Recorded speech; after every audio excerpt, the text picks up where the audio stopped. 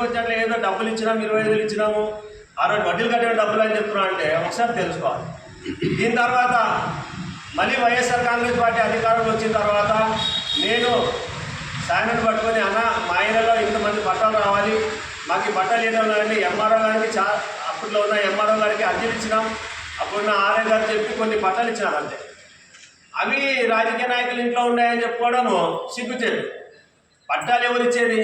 పట్టాలు ఇచ్చేది ఎవరు? పట్టాలు రెడీ చేసేది ఎవరు? ఎంఆర్ఓ రెడీ చేస్తారు, విఆర్ఓలు చూసుకొని ఆర్ఐ చూసుకొని వాళ్ళు ఇస్తారు. ఎంతసేపు రాజకీయ నాయకులు ఇంట్లో ఉన్నాయని చెప్పడం ఏంటి? మీకు అంతగానే మీ ఎమ్మెల్యే దగ్గర మార్కులు కొట్టాలంటే ఆదోనిలో నా వార్డులో మాత్రమే 180 పట్టాలు రావాలా, ఇందిరమ్మ ఇల్లు 180 పట్టాలు రావాలా. అది నేను కూడా ప్రజా దర్బార్లో పెడతాను, త్వరలో అందరూ కూర్చోపోయి నేను కూడా పెడతా. అవి పట్టాలు ఇప్పించి జనాల్లో మార్కులు తెచ్చుకోండి. అంతేగాని ఊరికే ఒక పని బురద జల్లాలా?